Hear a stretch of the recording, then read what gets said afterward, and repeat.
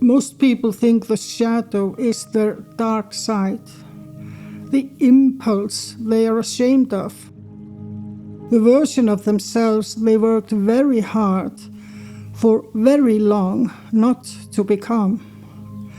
But Carl Jung said something very different. He said the shadow is not what you've become, it's what you didn't allow yourself to become. That's a completely different problem. Before we dive in, if this kind of content resonates with you, come find me at luminaryflow.com. There's a free gift waiting for you. You'll find the link in the top comment below. Now let's get back into it. The popular version of the shadow is almost always framed in terms of darkness. The rage you suppress, the desire you deny, the primal, feral thing lurking beneath the civilized surface. This framing isn't entirely wrong, but it misses something essential. The shadow in Jungian psychology is not primarily composed of what is dark. It is composed of what was inconvenient, what didn't fit, what had to be set aside so that you could become the version of yourself the world around you required. Think about what that actually means. The child who was told that sensitivity was weakness.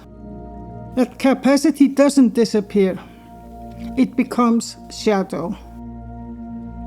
The person who suppressed their creativity to meet expectations, that force doesn't die, it goes underground.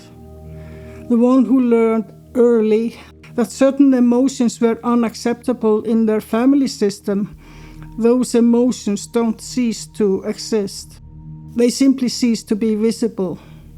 Not because they're evil, because they are inconvenient. The shadow isn't a portrait of your sins, it's a map of everything that didn't make the final cut. Jung identified what was behind this burial. He called it the persona. Imagine the ancient Greek theater. Actors wore masks, personae, to signal to the audience who they were playing. Hero, villain, fool. The persona was the face presented, not the person behind it. Jung borrowed this image deliberately. The persona is the mask you build to navigate the world. The version of yourself that was acceptable, competent in the right ways, emotional in the right measure, ambitious without being threatening, agreeable without being weak. Every culture, every family, every social structure demands a persona. And there is nothing inherently wrong with this. We all adapt. That is a form of intelligence. But here is the cost. Everything that didn't fit into that mask, every quality, capacity, and instinct that was considered too extreme, too strange, too inconvenient, was quietly relegated to the other side of the threshold, to the shadow. You did not bury your shadow because you were damaged. It was the opposite.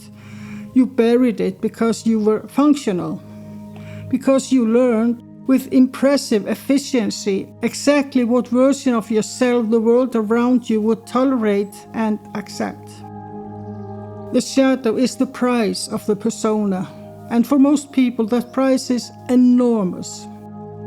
Not because they made the wrong choice, it was a very reasonable to make, and it worked for a very long time. James Hillman, one of the most penetrating interpreters of Jung, described the shadow as unlived life. Not past trauma, not primal darkness, unlived life. That distinction matters enormously. Think of it this way: if the shadow is seen as a record of wounds, the work of integration is fundamentally retrospective. You look backward. You locate the source of damage. You attempt to repair what broke. But if the shadow is seen as unlived life, it is the reservoir of everything you set aside in order to becoming who you became. Then the work is prospective. You are not recovering from something. You are returning to something real. There is a fuller version of you that was never actually lost. It was only set aside. Picture this: a musician who suppressed that part of themselves to pursue a more practical path. The music doesn't disappear. It becomes a persistent, formless longing they can never quite name. A restlessness that no amount of success resolves. That longing is not a symptom of damage. It's a signal. The unlived life pressing at the threshold. This is why Jung insisted that the psyche is purposive. It moves towards something. The shadow is not simply a repository of what you rejected. It holds everything that is still trying to emerge. And ignoring it doesn't make it go away. It makes it denser and more urgent. Here is where the shadow becomes visible in everyday life. The things you find most irritating, most threatening, most inexplicably repulsive in other people. These are often the clearest map of your own shadow. People who are actually harmless, and yet they bring out these things in you. This is projection, one of the most obvious psychological reactions we possess. What we cannot see in ourselves, we tend to see in others, slightly distorted, stripped of context, appearing to come from outside rather than from within. Jung observed that we tend to persecute in others precisely what we cannot allow in ourselves. The person who cannot tolerate ambition in others may have buried their own. The one who finds vulnerability weak in everyone around them may have been forced to exile their own. This is not a theory of blame, it's a theory of visibility. Your projections are a map, the qualities that trigger the strongest reaction, especially the irrational ones, the ones disproportionate to what actually happened.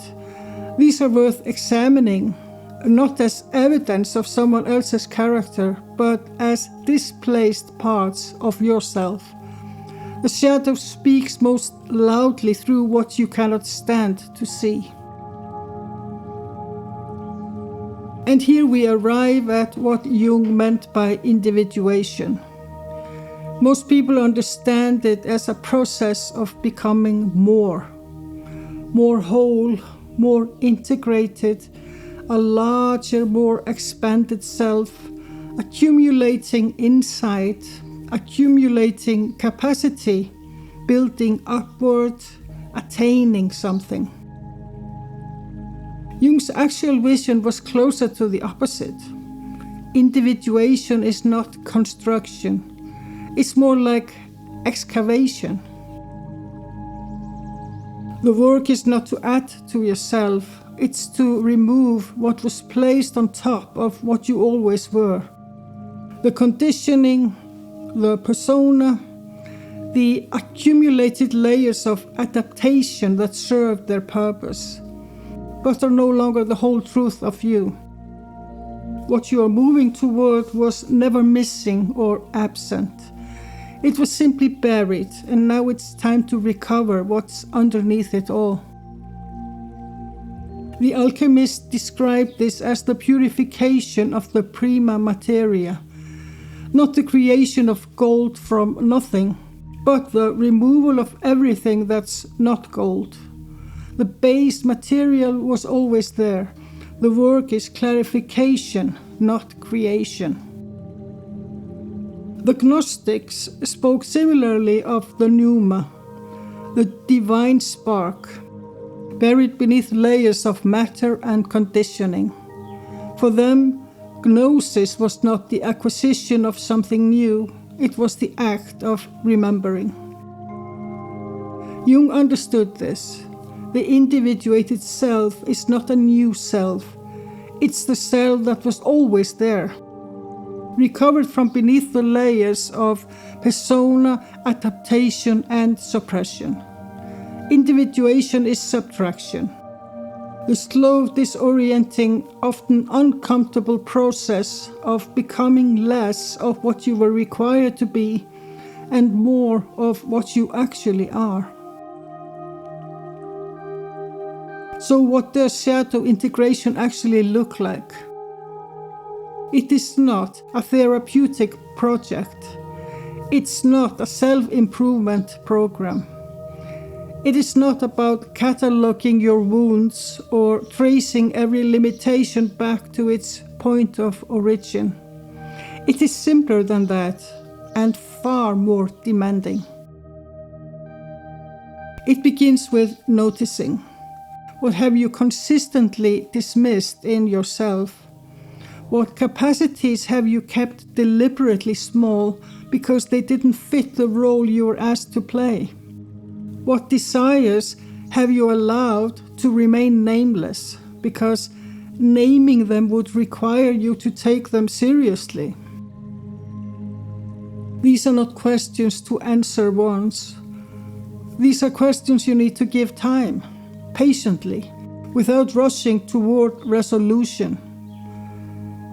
The shadow does not yield to force. It yields to acknowledgement. And when a suppressed quality is finally seen and genuinely recognized and reclaimed, something shifts. Not as a dramatic revelation, as a quiet return, something settling back into place. Studies on psychological integration consistently show that the act of simply naming a suppressed emotion, acknowledging its existence without judgment, measurably reduces its grip. The shadow in this sense is not exercised, it's welcomed back. This is what Jung meant by wholeness, not the addition of something new, the return of something that was always yours.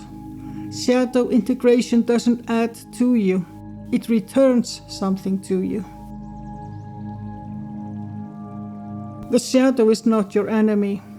It is not evidence of how broken you are or how much was done to you or how far you still have to go. It's the part of you that has been waiting, patiently, without urgency, with the quiet certainty of something that knows it belongs. The work of individuation, the work of recovering your buried self, is not the work of fixing what went wrong. It's the work of remembering what was always true. Something was set aside. It's still there. The question Jung kept returning to wasn't what broke you.